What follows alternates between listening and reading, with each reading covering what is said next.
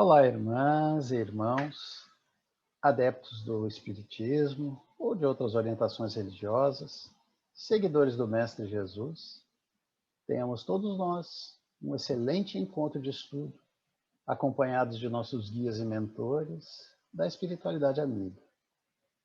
Vamos juntos refletir sobre alguns pontos fundamentais da doutrina espírita, conhecimentos revelados pelos espíritos superiores, com o objetivo de abrir nossos olhos para a realidade da vida imortal do espírito, que somos todos nós.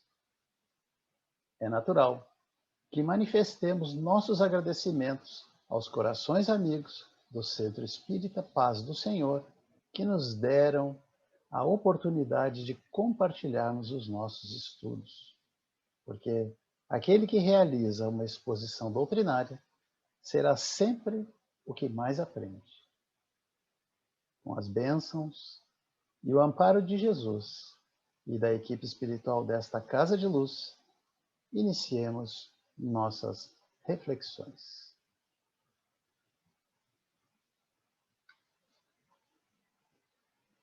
Há aqui no planeta Terra incontáveis peripécias, manipulações, lutas, mentiras, trapaças, etc., de que se serve o homem para exercer o poder sobre seus semelhantes. O poder é um valor tão importante para alguns homens e mulheres que nem mesmo conseguindo ter seus cofres abarrotados de dinheiro, interrompem a sua ânsia de dominar a tudo e a todos. Nesta busca desenfreada, inúmeras oportunidades se apresentam ao homem, tanto para fazer o mal, quanto para realizar o bem. Esta luta pelo poder resulta em ganho real? Tais homens e mulheres, quando voltarem ao mundo dos espíritos, irão usufruir destas conquistas? Mantendo sobre os outros não mais a hierarquia corpórea, mas a hierarquia espiritual?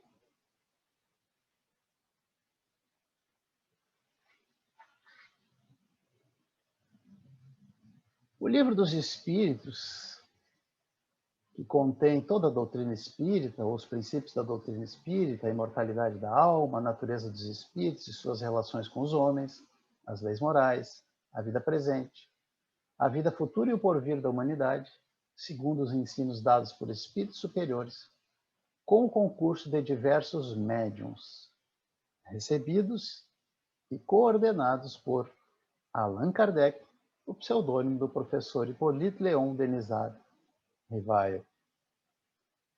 É a obra primeira da codificação espírita, base para todas as que a sucederam. Não há como conhecer-se o Espiritismo sem ter estudado o Livro dos Espíritos. Por esta razão, em todas as casas espíritas sérias, sempre há grupos de estudo deste livro, que para muitos é o divisor de águas entre a filosofia materialista e a filosofia espiritualista.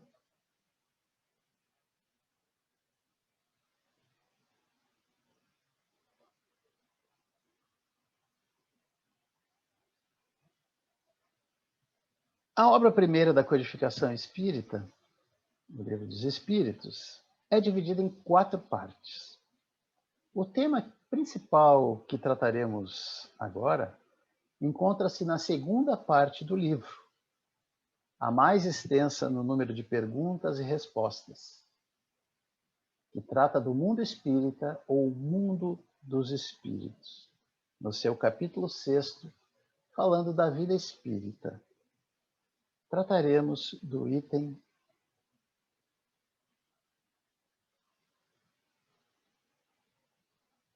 As relações no além-túmulo. Como diz o título do item, trata das relações entre os espíritos desencarnados quando na erraticidade, isto é, quando estão no mundo dos espíritos entre uma encarnação e a próxima. O resumo da exposição será o seguinte. Na introdução, Conheça o Espiritismo, argumentaremos brevemente sobre o que é o Espiritismo e reforçaremos a importância de conhecê-lo. Em A Realeza e o Reino dos Céus, faremos a citação de uma mensagem mediúnica contida em O Evangelho segundo o Espiritismo, que introduzirá o tema objeto de nosso estudo de agora. Em seguida, reveremos ou revisaremos a escala espírita, quando a apresentaremos sucintamente, esta verdadeira pintura didática contida em O Livro dos Espíritos sobre o processo evolutivo dos espíritos. Depois, veremos Deus e hierarquia espírita, o que diz o Espiritismo sobre as relações de poder entre o Criador e suas criaturas e entre elas mesmas.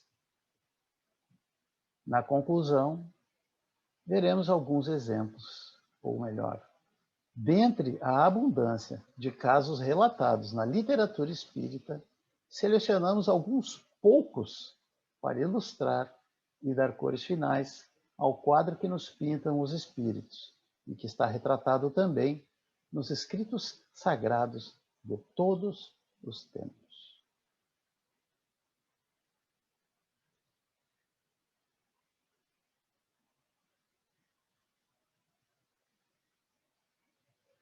A invenção do microscópio nos revelou o mundo dos infinitamente pequenos de que não suspeitávamos.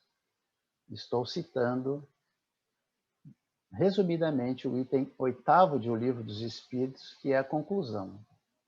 Hoje, existem inúmeras técnicas para nos desvendar o mundo dos infinitamente pequenos, inclusive o que acontece no átomo e também nas regiões menores do que o átomo.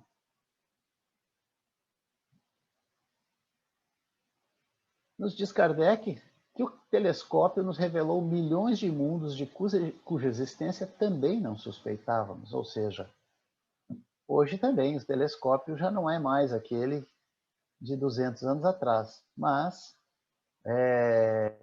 são telescópios potentíssimos que cada vez mais nos revelam a infinita quantidade de astros que existem no universo. Conclui o mestre Kardec que as comunicações espíritas nos revelam o mundo invisível que nos cerca, nos acotovela constantemente e que a nossa revelia toma parte em tudo o que fazemos. Então, as comunicações espíritas são e foram o instrumento de que se serviu o mestre Kardec para codificar essa doutrina de luz. A civilização tem se servido da ciência e da tecnologia para descobrir as leis da matéria. Desde o século XIX, em particular, quando do advento do Espiritismo, as comunicações com os espíritos têm nos revelado as leis naturais ou divinas, que contemplam, inclusive, essas leis materiais, ou essas leis da matéria. Os fenômenos espíritas, então, deixam de ser considerados sobrenaturais para constituírem objeto de estudo e de conhecimento para a humanidade. Então, reforçamos o convite. Conheça o Espiritismo, estude a doutrina espírita e veja um entendimento novo sobre o mundo da matéria e o mundo espiritual que se revela através dessa obra fabulosa.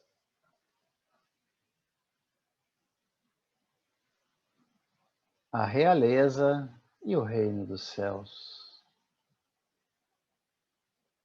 Em O Evangelho segundo o Espiritismo, capítulo 2º, vemos no item 8 esta mensagem de cunho mediúnico, cuja autoria revelaremos ao final. Quem melhor do que eu pode compreender a verdade destas palavras de nosso Senhor? O meu reino não é desse mundo? Que trouxe eu comigo da minha realeza terrena? Nada, absolutamente nada. Rainha entre os homens, como rainha julguei que penetrasse no reino dos céus. Que desilusão! Que humilhação quando, em vez de ser recebida aqui qual soberana, vi acima de mim, mas muito acima, homens que eu julgava insignificante e aos quais desprezava por não terem sangue nobre. Oh, como então compreendi a esterilidade das honras e grandezas que com tanta avidez se conquistam na terra. Para se angariar um lugar neste reino, são necessárias a abnegação, a humildade, a caridade, em toda a sua prática celeste. A benevolência para com todos. Não se vos pergunta o que fostes, nem que posição ocupastes, mas que bem fizestes, quantas lágrimas enxugastes. Ó Jesus, tu disseste, teu reino não é deste mundo. Correm os homens por alcançar os bens terrestres como se os houvessem de guardar para sempre. Aqui, porém, todas as ilusões se somem. Cedo se apercebem de que apenas apanharam uma sombra e desprezaram os únicos bens reais e duradouros, os únicos que lhes aproveitam na morada celeste, os únicos que lhes podem facultar o acesso. Compadecei-vos dos que não ganharam o reino dos céus. Ajudai-os com as vossas preces, porquanto a prece aproxima do Altíssimo o homem. É o traço de união entre o céu e a terra. Não o esqueçais. Uma rainha de França, Porto de Havre, França, 1863. Essa mensagem, então, nos introduz o tema de estudo de hoje e de agora. A escala espírita. A escala espírita encontra-se bem detalhada em O Livro dos Espíritos. Vamos resumir em pouquíssimas palavras alguns elementos da doutrina que os espíritos transmitiram. Deus é a perfeição das perfeições, soberanamente justo e bom. Criou o universo que abrange todos os seres animados e inanimados, materiais e imateriais. Os seres materiais constituem o mundo visível ou corpóreo, e os seres imateriais, o mundo invisível ou espírita, isto é, o mundo dos espíritos. O mundo espírita é o mundo normal, primitivo, eterno, pré-existente e sobrevivente a tudo. O mundo corporal é secundário. Poderia deixar de existir ou não ter jamais existido, sem que por isso se alterasse a essência do mundo espírita. Os espíritos revestem temporariamente um invólucro material perecível, o corpo físico, cuja destruição pela morte lhes restitui a liberdade. Todos os espíritos foram criados simples e ignorantes. A vida material é uma prova que lhes cumpre sofrer repetidamente, a fim de que se desenvolvam em razão e sentimento, e assumam a parte que lhes toca na criação, para que atinjam a absoluta perfeição moral e a felicidade plena. Portanto, nós, os encarnados, somos as mãos de Deus aqui na matéria.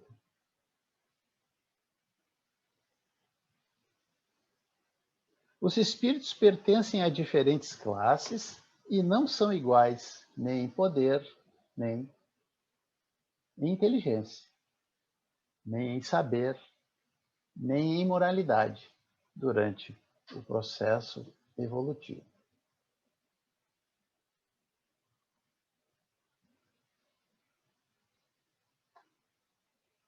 Os espíritos não ocupam perpetuamente a mesma categoria. Todos se melhoram, passando pelos diferentes graus da hierarquia espírita. E esta melhora se efetua por meio da multiplicidade das reencarnações.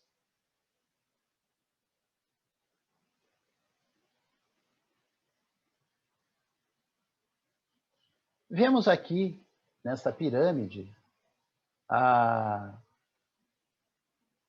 resumidamente, um esquema que contempla a escala espírita. Aqui, na terceira ordem, uma ordem inferior, se encontram os espíritos imperfeitos. Na segunda ordem, os espíritos bons. A principal característica dos espíritos imperfeitos, dividido em 5 classes, é que eles ainda têm propensão ao mal, ideias pouco elevadas e uma intuição de Deus, mas não o compreendem. Já na segunda ordem, os espíritos bons têm como característica principal a benevolência. Então, já há o predomínio do espírito sobre a matéria e o desejo de fazer o bem. Tanto na terceira quanto na segunda ordem, os espíritos se depuram através das provas que passam nas sucessivas reencarnações. Uma vez atingida a categoria ou a primeira ordem, que é dos espíritos puros, os espíritos já não terão mais a necessidade de reencarnar. Aqui na representação, a terceira ordem dos espíritos imperfeitos é representada por uma lagarta. A segunda ordem dos espíritos bons, pelo casulo, ou a crisálida. E aqui, não sei se é possível enxergar, as borboletas, né, que seria a terceira fase, que seria, então, os espíritos puros comparáveis ao diamante, a categoria de Jesus. Forma uma única classe, né?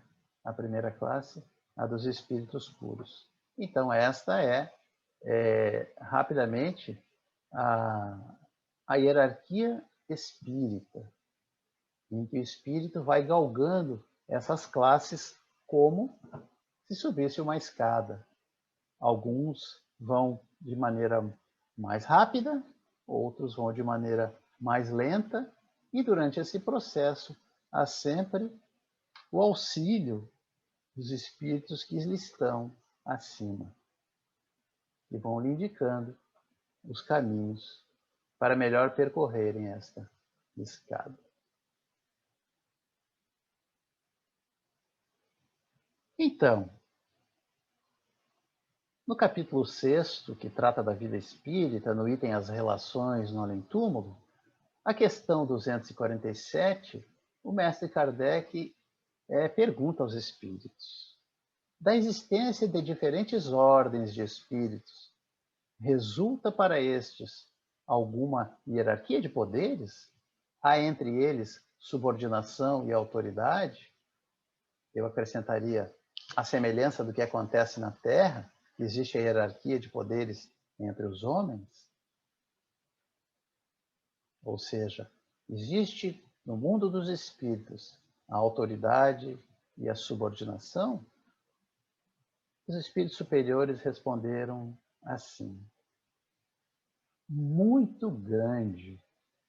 Os espíritos têm, uns sobre os outros, a autoridade correspondente ao grau de superioridade que hajam alcançado, a autoridade que eles exercem por um ascendente moral irresistível. O mestre volta à carga. Podem os espíritos inferiores subtrair-se à autoridade dos que lhes são superiores, à semelhança como fazemos aqui no planeta Terra? Eu disse irresistível, respondem os espíritos superiores.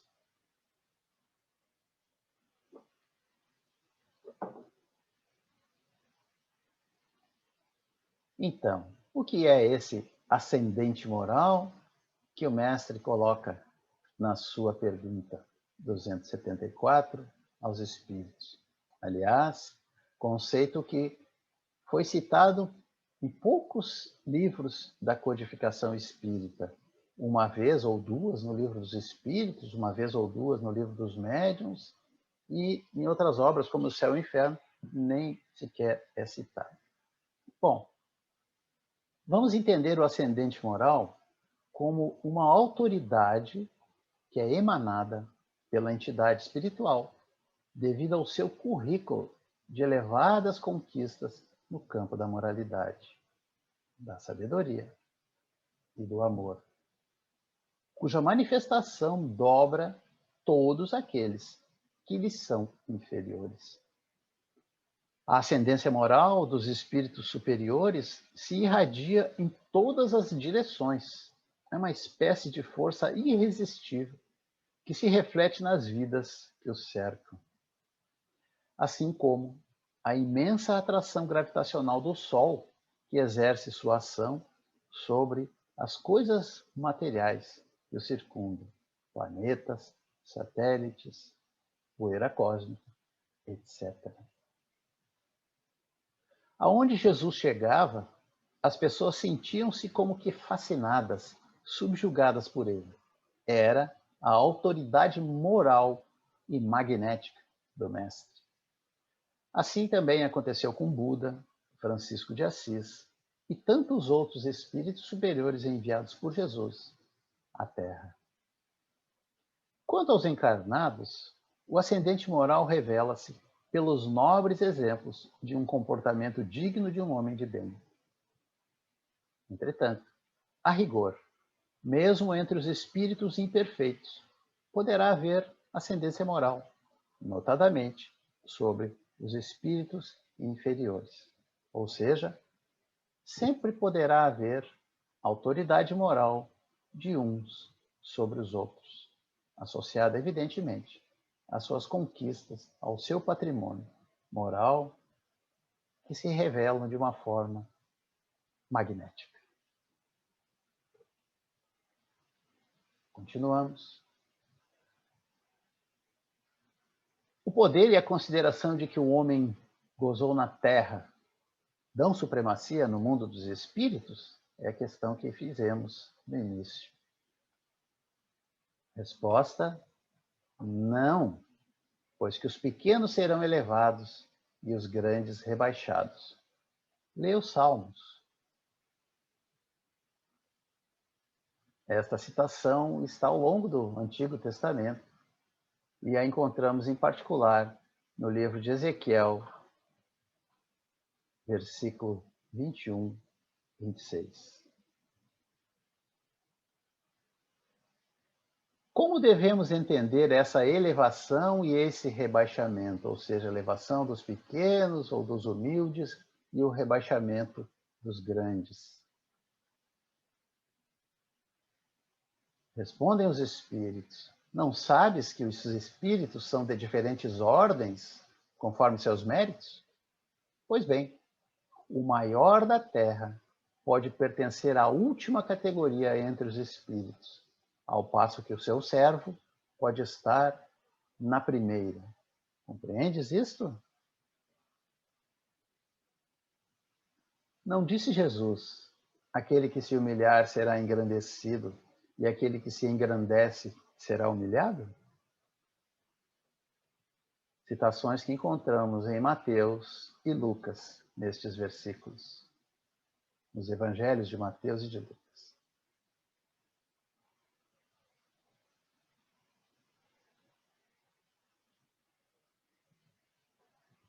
Questão 276. Aquele que foi grande na terra e que, como espírito, vem a achar-se entre os de ordem inferior, experimenta com isso alguma humilhação? Às vezes bem grande, mormente se era orgulhoso e invejoso. Quem sabe, não é esse o tom da mensagem daquela rainha de França que lemos há pouco.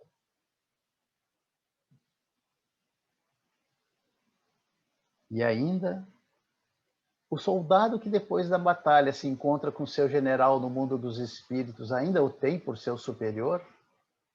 Essa é uma pergunta típica do professor Hippolyte Léon Denisard, que em todas as ocasiões não perdia a oportunidade para colocar o conhecimento de forma didática, como se o apresentasse a seus alunos.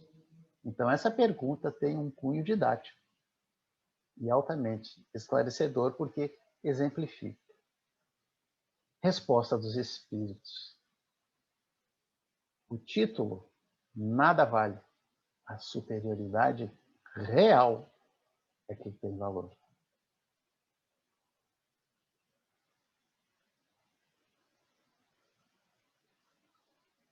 Continuemos, então, vendo a relação entre Deus e hierarquia espírita e também entre os espíritos.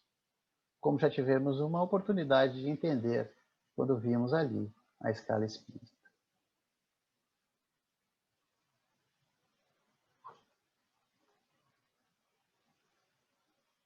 Ainda no capítulo 6º, apenas que desta vez no item Percepções, Sensações e Sofrimentos dos Espíritos, a questão 244 diz o seguinte: os espíritos veem a Deus?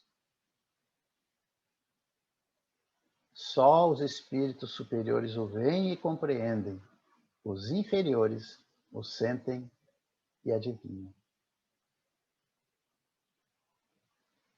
Quando um espírito inferior diz que Deus lhe proíbe ou permite uma coisa, como sabe que isso lhe vem dele?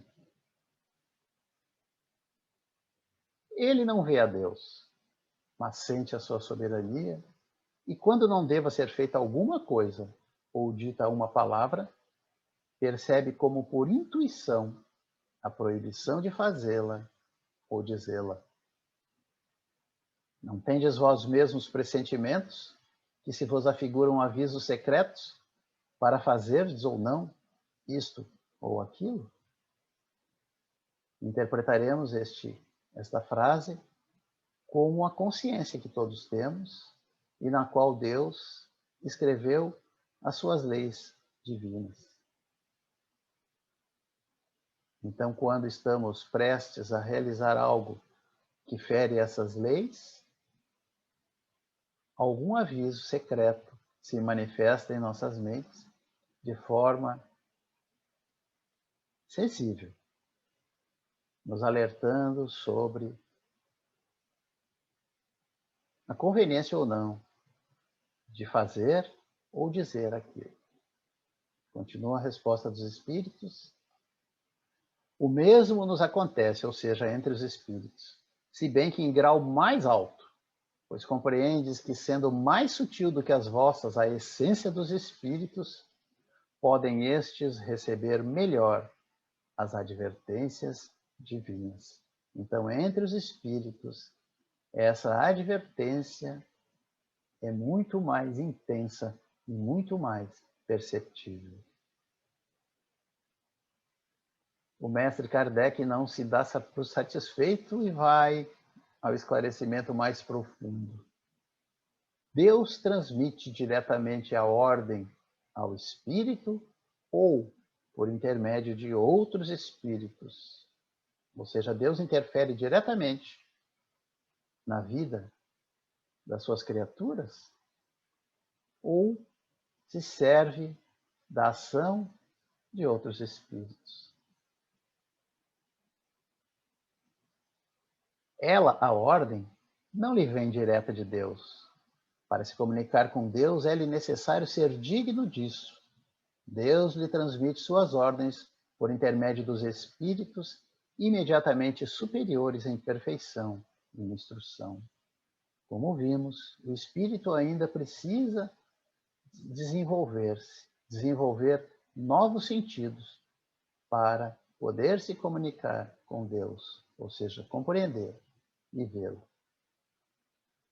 Mas, como as criaturas do Pai Celestial, nós, os espíritos, fomos criados para tomar conta da parte da criação que nos diz respeito, então, assim os espíritos atuam, sendo que, tendo adquirido a autoridade moral adequada, serão responsáveis por aqueles espíritos que se encontram imediatamente ou que se encontram inferiores a eles. Então, essas ordens são transmitidas pelos espíritos que já se encontram mais perfeitos, mais instruídos, mais desenvolvidos aos seus irmãos, espíritos ainda inferiores.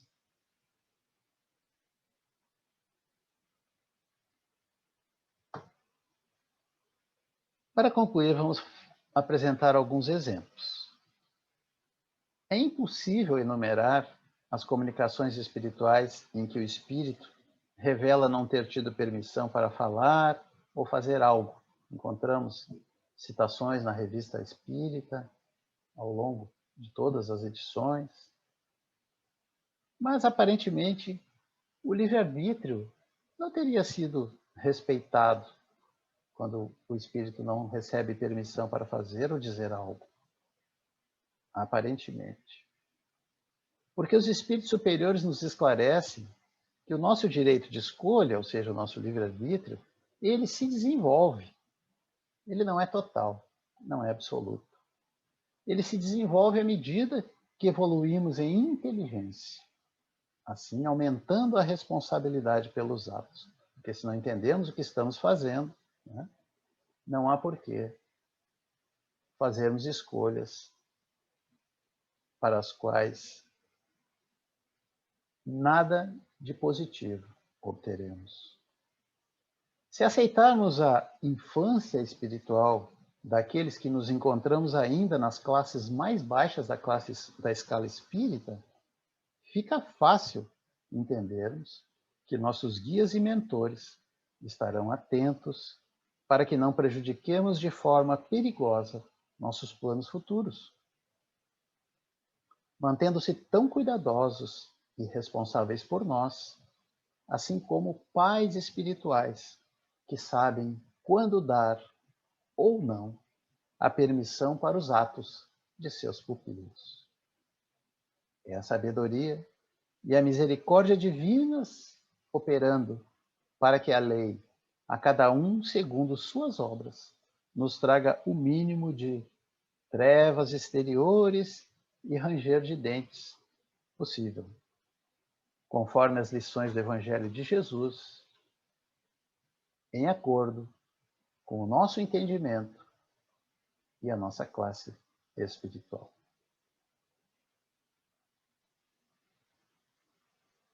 Então, aí vão alguns exemplos.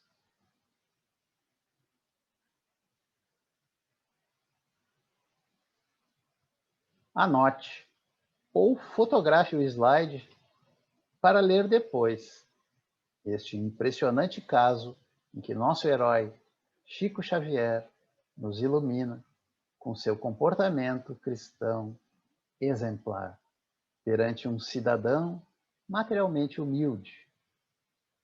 A emoção que me domina toda vez que me transporto para dentro dessa história me impede de apresentá-la com a leveza que se pede em uma exposição. Fotografaram? Não deixem de ler. É emocionante.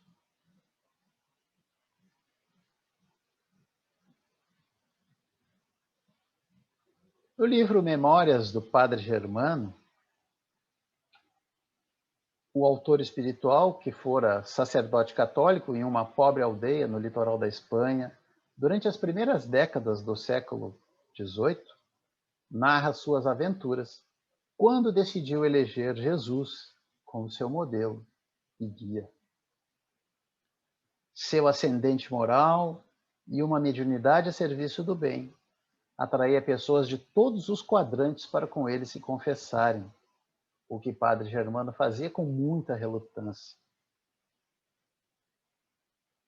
Neste capítulo, As Pegadas do Criminoso, temos a narrativa de um surpreendente confronto verbal entre o padre Germano e um nobre sobre sua série de crimes impiedosos, ou seja, um espírito inferior, totalmente vencido pela superioridade moral do padre Germano. Essa narrativa é maravilhosamente apresentada neste capítulo. Recomendamos sua leitura, bem como do livro inteiro. Aliás, não sabemos por que a Netflix ainda não transformou esse livro em uma série, que certamente faria um estrondoso sucesso, com toda certeza.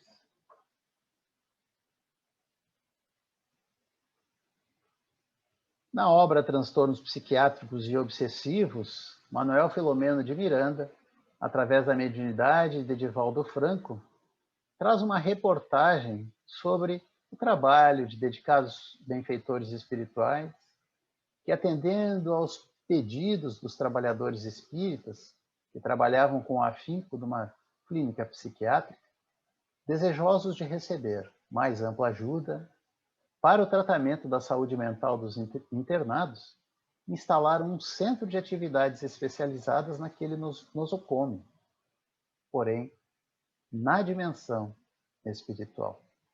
Ou melhor, na dimensão física e na espiritual. O ponto alto da narrativa do autor espiritual acontece quando o próprio Eurípides Barçanufo, um dos mentores da criação do departamento para atender obsidiados e obsessores, durante uma reunião mediúnica no mundo espírita, decreta ao espírito inferior, que se autodenominava justiceiro e se comportava como líder do grupo de obsessores, que sua permissão para atuar naquele lugar estava encerrada. Como sempre, somente a leitura poderá nos trazer as emoções e o entendimento necessários. Aqui estamos apenas citando alguns exemplos. Nesta outra obra, também muito bela, Entre a Terra e o Céu, do espírito André Luiz, pela mediunidade abençoada de Chico Xavier, é um romance espírita que traz notícias sobre as atividades do espírito nos dois planos da vida. André Luiz, mais uma vez, revela a comovente história de Amaro, Zulmira, Odila e outros personagens, recuando nos acontecimentos de suas anteriores existências, desde a Guerra do Paraguai até os dias do Rio Antigo. Quando a equipe espiritual em que André Luiz atua se defronta com um impasse para converter a obsessora Odila, a fim de auxiliar a obsidiada Zulmira, a equipe espiritual conclui que ninguém apresenta as condições necessárias para realizar essa tarefa. O instrutor Clarencio, então, busca alguém que já tinha amealhado na alma bastante amor e bastante entendimento para conversar com a obsessora Odila, a irmã Clara. Usando o poder criador da renovação, o verbo coroado de luz e seu fabuloso magnetismo pessoal, a irmã Clara vence as resistências de Odila, inclinando-a ao serviço da conversão própria e a retomada de sua caminhada espiritual no bem, passando de obsessora a ajudante.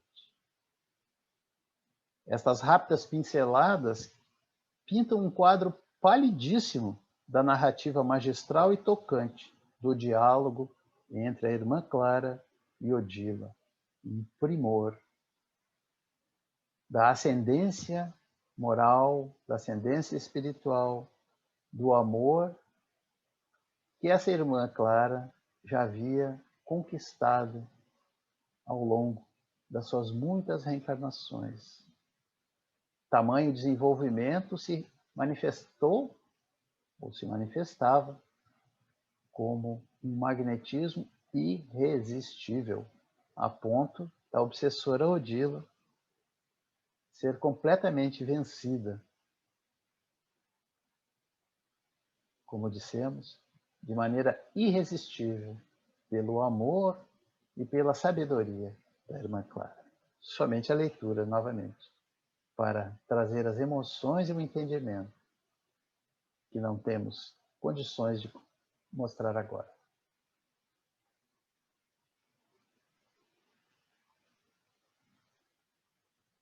Como fechamento, deixo como lição para casa esta referência, a fim de que hoje ou amanhã, quando você realizar o Evangelho no lar, estude este tópico, que acrescentará ainda algo a mais ao estudo que estamos concluindo por ora.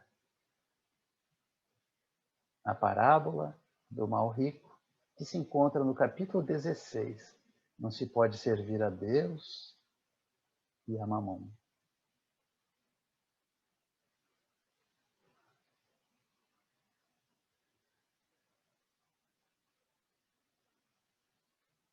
Pelo convite dos amigos do Centro Espírita Paz do Senhor, pela sua paciência, pela sua atenção, pelo seu carinho, nossa eterna gratidão. Fiquemos todos na paz do Divino Mestre.